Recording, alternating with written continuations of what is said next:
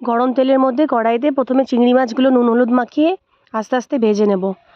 চিংড়ি মাছগুলো হালকা লাল লাল ভাজা হয়ে গেলে এক এক করে প্রত্যেকটা চিংড়ি মাছকে তুলে কড়াইয়ের মধ্যে একটু গোটা গরম মশলা ফোড়ন দিয়ে তার মধ্যে কাঁচা পেঁয়াজগুলো কুচি করে রাখা দিয়ে ভালো করে লাল লাল করে ভেজে টমেটো কুচি এবং বেটে রাখা আদা রসুনের পেস্ট দিয়ে ভালো করে কড়াইতে নাড়তে থাকবো।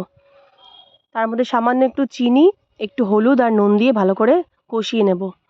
কষানোর সাথে সাথে ওর মধ্যে নারকেলের দুধ দিয়ে কষাতে থাকবো। নারকেলের দুধ দিয়ে কষানো হয়ে গেলে তার মধ্যে দেবো সামান্য কাশ্মীরি লঙ্কার গুঁড়ি দিয়ে নাড়ার পর তার মধ্যে দিয়ে ফেলবো আর একটু বেঁচে থাকা নারকেলের দুধটা দিয়ে ভালো করে কষিয়ে ফুটিয়ে নিলে তার মধ্যে দেবো সামান্য পরিমাণ জল দিয়ে কষিয়ে ফুটতে শুরু করলে তার মধ্যে দিয়ে দেব ভেজে রাখা চিংড়ি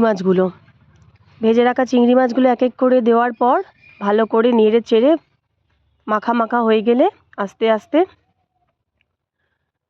যেই তেল ছেড়ে মাখা মাখা হয়ে যাবে সেই আমরা নামিয়ে নেব গরম গরম চিংড়ি মাছের মালাইকারি।